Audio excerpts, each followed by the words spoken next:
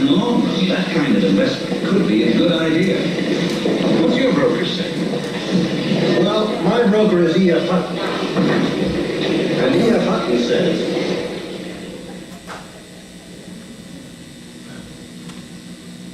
when E.F. Hutton talks, people listen. This sermon is brought to you by E.F. Hutton. Sorry for that commercial, but it does have something to do with what we're talking about today, so it will make more sense. But and I will say, I understand I was not around when this commercial came out. I'll just get that out there now, because I don't want you to think differently of me. But these were, if you don't know these commercials, which I had to do some research to find out what these commercials were. Google is a beautiful thing. And but these commercials came out.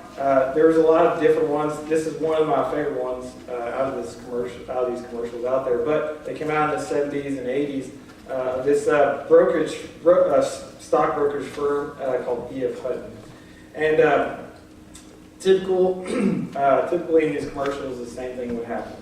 There would be two fellas or individuals talking talking about something. It could be really anything, or it could be something about stockbrokering. What my stockbroker says, and the person would say, what they said, and then the other person would say, well, my stockbroker, E.F. Hutton says, and the same thing happens whether it's in the airport, a restaurant, a classroom. Typically, it was a crowded, loud, busy area, and all of a sudden, everybody would stop and just lean in to hear the words of E.F. Hutton and what he had to say. So the question is, I love that phrase, the famous phrase at the end, when E.F. Hutton talks, people listen. My first question, I'm going to have many questions for you today, but the first question is, who would it be in your life if they spoke, or if you were to be in person with this person, be in presence of the person that they spoke? Who would that person be that would cause you to listen and to lean in, perk up your ears to listen to? Who would be that person? So think about that question, put it in your back pocket, we'll revisit it. But I want to do a quick review to kind of bring us up to speed on where we've been, where Nick has carried us through the book of Acts, and we're taking our time. As you see, we're in only chapter 6 right now, but I hope it's been rich for you guys as much as it's been for us. We love doing this type of stuff and taking every golden nugget that we can find out Luke's gospel reading here. But we've just kind of stepped into chapter 6, and tensions are pretty tight right now between the Pharisees and Jesus' crew that follow him around. And you can see on the past 2 Sundays, Nick has kind of addressed that tension. And the first account was when his disciples and Jesus were walking through the fields, and on the Sabbath, which you weren't supposed to do anything. There was a lot of rules to what was considered work and rest, and some of the disciples were just, grazing their hands in the grain and picking some of the grain and break it up and then eat it because they were hungry. So they got their hands slapped by the Pharisees for doing that, and Jesus really puts them on their heels with what he says, and says that he recounts to David and his men doing that, eating the loaf from that. It was only designated for the priest, so what was wrong with that? And so there was a lot of discussion, and he says this one very frustrating thing for the Pharisees, infuriates them. He says that the Lord, he is Lord over the Sabbath. That what is important, that he is the Lord of the Sabbath, and that is a huge statement to say. And Nick had kind of talked about that.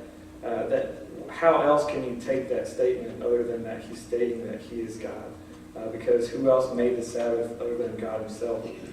And last week we kind of hit on that he healed a man who had a shriveled hand on the Sabbath, and this just escalates the tension even more.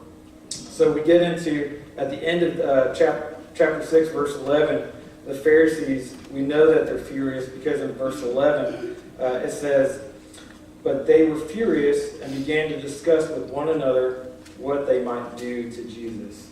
So the discussion has begun. What are they going to do about this Jesus? We have to figure out something, because this is not allowed, kind of a sense.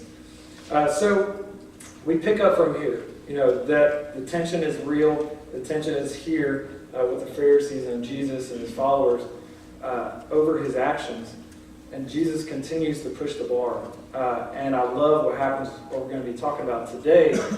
He is on the loose. Jesus is on the loose today, as we'll read in our text. He is outside the synagogue walls, where he typically was found teaching, and the Pharisees would discuss with him and had these discussions. Well, now we're going to find Jesus outside the synagogue walls, on the loose. And he is Jesus on the go. He is coming to a town near you. He's bringing the word. And the word is traveling fast. But before we dive into it, I want you to see that this is all an introduction for what's really going to happen next week, as Nick will talk about the Sermon on the Plain. And this is the meat to what Jesus is doing in his ministry, and what he's trying to teach and get across in his ministry. And some of these things we'll kind of cover and really piece apart the Sermon on the Plain. We'll actually, in just a few verses, we'll spend several weeks just going through the blessings and the woes. There's a lot of, Jesus will talk about love for enemies in this Sermon on the Plain, judging others, basically what is fruit and good fruit and bad fruit from a person, and really kind of sums it up with the wise and foolish builders. So I really hope you guys can stick around for these next few Sundays to really dive into the Sermon on the Plain with us. But I have the job of catapulting us into that, and Jesus does it really well in these 3 verses we're going to cover, and I hope you guys can tag along with me. But where we left off was in verse 12 through 16 in chapter 6. Jesus is on the mountainside, and he's been praying through the night and designated the 12 apostles. And it's important to know, Jesus had disciples and apostles. And apostles, if you're wondering, basically were meant to be messengers or ambassadors, is the translation, or sent out. They had the job to go and represent what Jesus was teaching. They were his apostles. And that's where we pick up our account today. So we're going to turn to, if you have your Bibles, you'd like to read along with us in verse 17, we're going to pick up the story and go only to 19. So 17, 18, 19 we're going to read. So I'm going to read that right now. He went down with them and stood on a level place. A large crowd of his disciples was there, and a great number of people from all over Judah, from Jerusalem and from the coast of Tyre and Sidon, who had come to hear him and to be healed of their diseases. Those troubled by evil spirits were cured, and the people all tried to touch him, because power was coming from him and healing them all. So we're going to come back to this, but I want you guys to see the full picture here of what we're going to dive into. But I hope you get the sense that there was a lot of people there. And the location, some people would kind of dictate where this location was, this level place or this plain. It's really not the point of the story that Luke's trying to get across. The idea is that he had kind of come to a place where he could teach to a large group. And a level place, a plain coming down from the mountainside was a perfect place for that. But I really want you to get an idea. These people came from all over. Jesus was a well-known name at this time. And the type of people that come, we're going to look at, and where they come from, and how many could possibly have been there, because there's not a definite number we're getting here, but we can kind of get a ballpark, a very big ballpark here, if I would say. But here we know, obviously, there's 12 apostles, so we can start with 12. And then from there, that's really the only number we're really going to have hard facts on here, hard numbers on. But we go to the next step, and we know the disciples were there. And the text says a large crowd of his disciples. So, Luke is really, to sum this up, he's just trying to say there's a large group here. But we can kind of do some digging and look, kind of fast forward into the book of Luke. And in chapter 10, he does mention that there are, he sends out the 72. And so in chapter 10, verse 1, it mentions, the Lord appointed 72 others and sent them 2 by 2 ahead of him to every town and place where he was about to go. It's hard to say at this point, were there 72, and maybe he gained 72 later. I think, give or take, there's still a huge group of disciples at this point. Whether it's 72 or 50 or maybe 100 or more, there are a lot of disciples. And disciples are just the guys that would follow him wherever he went. And the disciple's job with a rabbi would be to imitate and follow and basically see how the rabbi lives day to day and see it from the beginning of the day to the end of the day, to take the notes and to learn, what does the rabbi do? What is he doing? How can I learn more? I want to be more like the rabbi. These were the disciples, and there was a large group of them. So if Jesus came to town, he had a large group of people with him, and it was pretty obvious, someone important's coming into town. So we got the 12, we got the 72, possibly, give or take.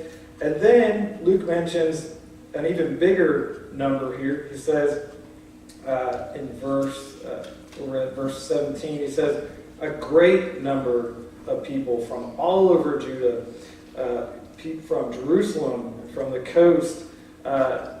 He is making an even bigger number here, more than the disciples. So it's really, really hard to figure out exactly how many he's saying here, but it could be anywhere in the ballpark to hundreds to thousands. It could really be a huge number here. When he says a great number, you think of, times that, the feeding of the 5,000 and things like that. It could be in that ballpark. It could be a little bit less than that. So I hope you guys just get the idea. Jesus was famous and he was well known. And groups like this don't just show up out of nowhere. You have to realize the time in this era, people didn't have schedules and, we're going to book a ticket to go see Jesus, next week at 5 o'clock and he's going to be there. It was kind of kept hit or miss, and you would have to travel by foot and go to these locations. And you may not come nearby. So you kind of had to go out of your way. And you could see these people, the farthest, Jerusalem. I hope you get a sense of this, but Jerusalem is, I kind of looked at the map. It was about 23 kilometers from, Jerusalem to the Sea of Galilee. And he's most likely on the north side of the sea. So, you're looking at, translation to miles, you're looking at 7 to 8 miles. These people were traveling on foot just to catch Jesus from Jerusalem. And that doesn't include Tyre, which is on the other side of the mountain on the coast, so they would have to go shorter distance, but over a mountain, So you better know where Jesus is going to be, because maybe you're not going to work at this time, and you're trying to catch him, and you have family, or maybe your family's with you. You play in the factor of the human factor here. This is a big deal that these people came out to see him. Basically, just to hear him speak, or just to catch more, as we'll get into. But I want to stop and put a pause here and get a little personal and ask you, from what you would know at this time of Jesus, from the murmurs, the whispers, what you hear about him, would you go? Would you be attracted to go that far to see him? Here's what they would have known at this point. And earlier in our text, like starting in verse 14, the word the phrase, the word spread, is used a few times here in chapter 4 and 5. Verse 14 of chapter 4, it says it there. In verse 37 in chapter 4, and in 5:15, things would happen, and it would end with the text saying, and the word spread. It was just the word spread again and again and again. And so you can see kind of how the word of mouth, this is really getting out. And then also in chapter 5, we've read through, there were just crowds wherever he was. They would use the phrase crowds in chapter 5, verse 1, verse 19, and 29.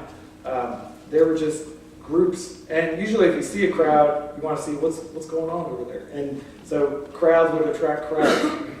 That's how we got to this point, where we're in the hundreds to thousands of people gathering to hear what Jesus has to say. But can you imagine kind of how the conversation would go that, hey, have you heard about this rabbi named Jesus? I think so. I mean, I heard from Betty Sue and, and then Joe Blow over here. We're talking about Rabbi Jesus. I said, yeah, have you heard? I mean, his teachings are out of this world. I mean, he's saying stuff that, the Pharisees are just, they're not really happy about it. I can't believe he's still saying it. Or, did you hear about that time when he, had that paralyzed guy come through the roof and he healed him? Yeah, that was crazy. And then the lepers, oh man, he just healed them just like that. Hey, just the other day, I heard about this guy with the shriveled hand and it just went back to normal. That's amazing. And then, get this, he would even command demons. These demon-possessed people would come and he would just, command the demons to come out. And that's crazy. And hey, this is what I heard. I heard he was at a tax collector's party. He was seen there.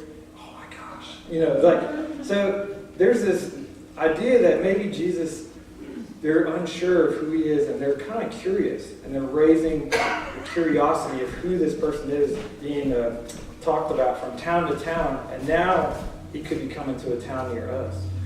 So I want you to get this idea that Jesus was very interesting. He was famous, and he was the most talked about person at the time.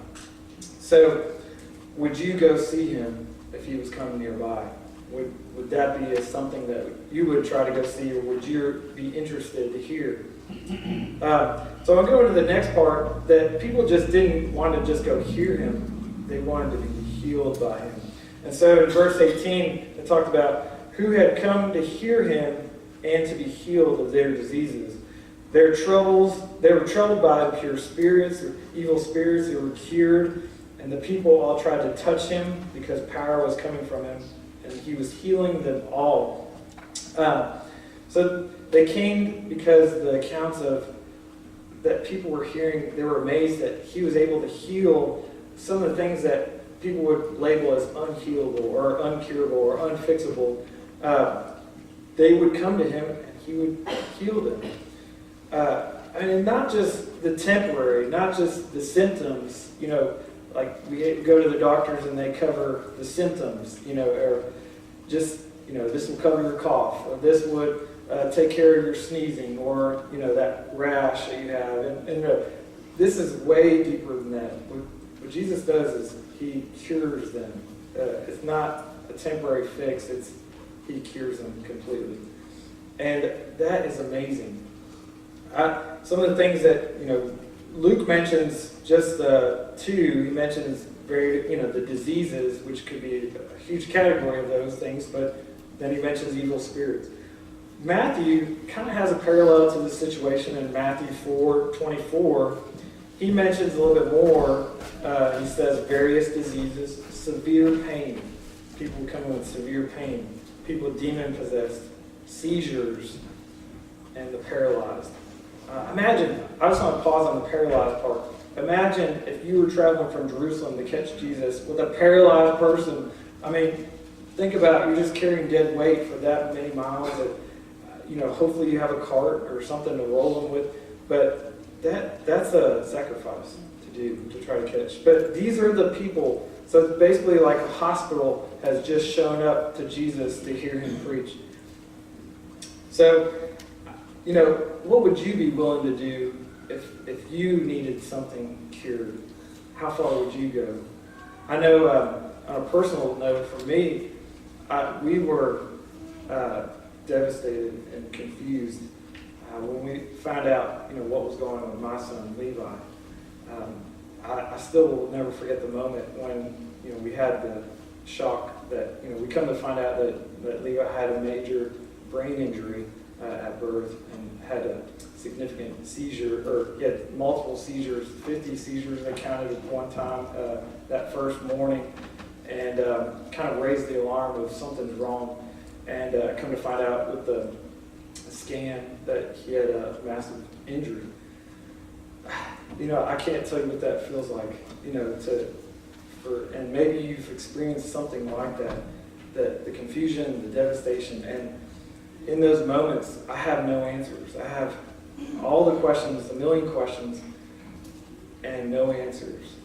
And I felt helpless in that moment. And me and Jessica, we didn't have to say it, but we both could look at each other, and without the doctor, without us talking to each other, and the doctor asked us a question if we want to do this, we know if it's the best for my child, I would do anything.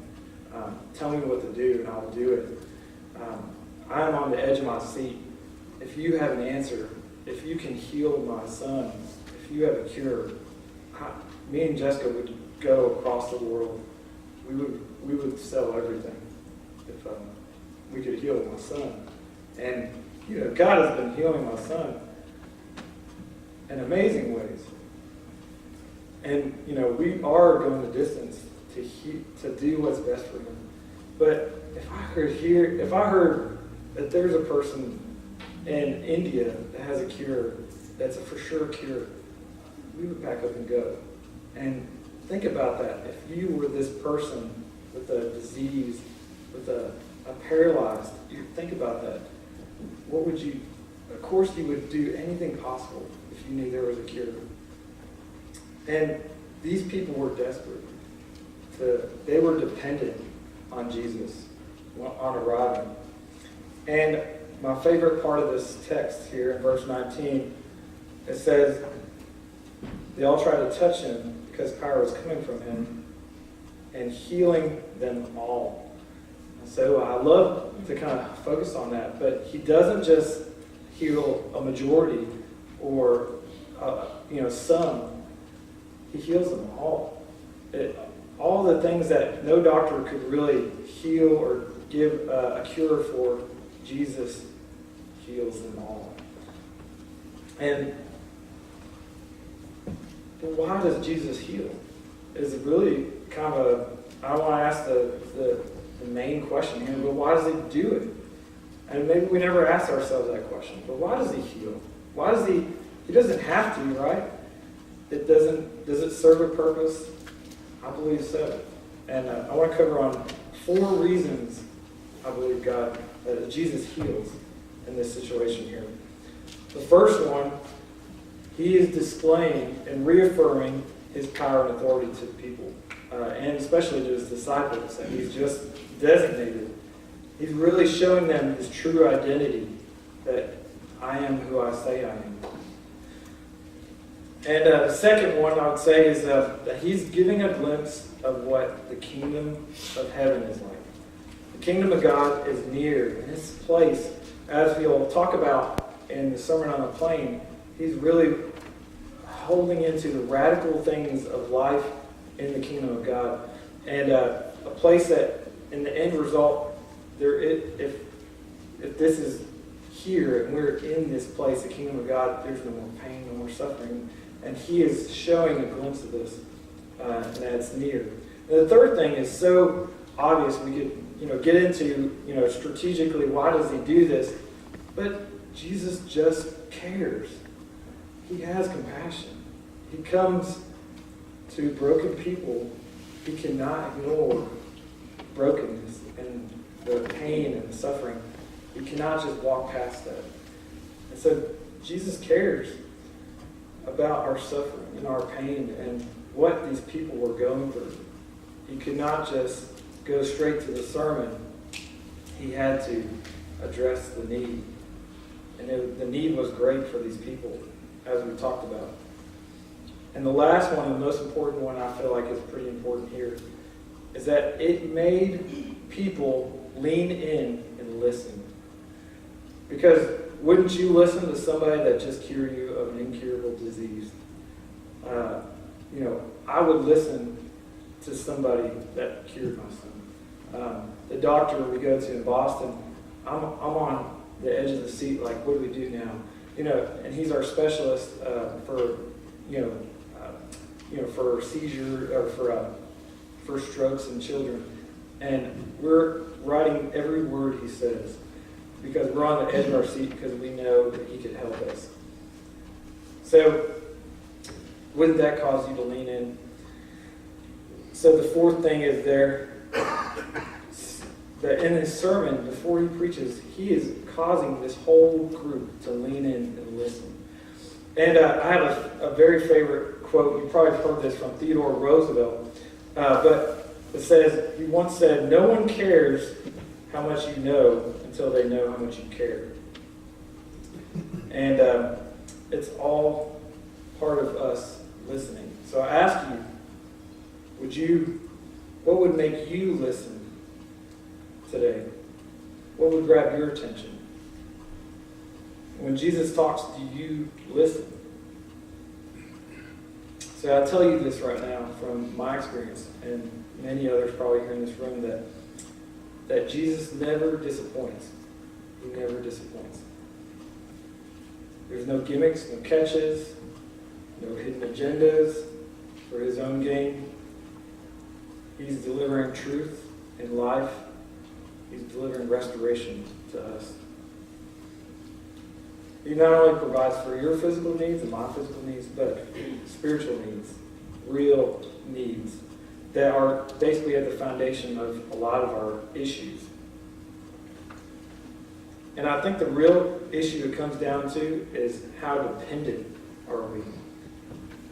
Because we're really dependent on him when we need him, but how dependent are we when we feel like we're in control again? So when we're dependent, we're really listening, but when we're not, we're kind of listening. So I ask you, why is it that we're not listening? Why do we feel that we're not dependent on him? It's because, we really feel like we're in control sometimes, and that if everything's okay, we're okay, But when it's down to your last option, your last hope, your last breath and beat of your heart, we're 100% dependent. But why is that not all the time? So I ask you guys to depend on Jesus always, and to have that idea that you will go as far as it takes to go with Jesus, to depend on him for every breath, every heartbeat, that he is the cure over not only our physical needs, but our sin, our forgiveness, and new life that will change everything. So I ask you also, where do you stand in the crowd? Because there's a lot of people in the crowd on the spectrum. Some of you may be the devoted apostle. You're willing to go take the message, the good news, where it needs to be. Maybe you're that person. I encourage you to don't stop. Keep going. And to be dependent on Jesus for every step you take going forward. Maybe you're the committed disciple. You're just soaking it all in to find out, what is Jesus teaching me today? What can I learn from him? I continue to ask you to soak it in. Learn everything you can. Watch his every move. And continue to learn and to grow. But maybe you're one of those ones that come and need healing. And you're broken. You need fixing. And you have scars, you have wounds, you have mistakes, you have failures, and you need to start somewhere. And maybe this is your last resort. Even if it's not your last resort, I ask this to be your first step towards healing. And God is is asking you to do that. If you need healing, it starts today, if you like it to, in Jesus, that He heals not only the physical needs, but the spiritual needs, the needs that would lie within our heart. And if you've never made that acceptance to rely and be fully dependent on Him to heal you from spiritual to physical, I ask you to consider that and to talk to somebody and to start that conversation. And lastly, if you're in the crowd and you're just curious, you just want to know who this Jesus person is. It's a lot of, when we do Young Life, it's a lot of the crowd that we have, a lot of curious people who just, come for the fun in our high school Young Life groups. But they're just curious, and they like to hear more and more. And maybe you're just trying to test out the waters and see who Jesus is. And maybe you're curious, and that's okay. But don't stop there. Don't stay there. And I ask you to move forward into that crowd, to touch Him. Because when Jesus talks, you should be listening. And He's about to talk when we go into the Sermon on the Plain. I hope you're listening today and for the next several weeks. I want to pray, and we'll continue to have our last hymn, Commitment, and we'll go into a quick prayer. Father, thank you so much for your love, your patience, and you allow us to be standing in the crowd on where we are at. And God, I ask that we move forward to touch you, to be dependent on you 100%, that our every breath, we hang on every word that you say, Jesus, and that our life is nothing without you. And may we be dependent to go the extra mile, to go move closer and closer to you, and then to send that same love and good news out to the rest of this world. God, I pray for Nick as he continues us in this lesson for the Sermon on the Plain. I pray that we are blessed by it, and give us your word, because we are dependent on it, and continue to live every day with it. And it's all in your name. Amen.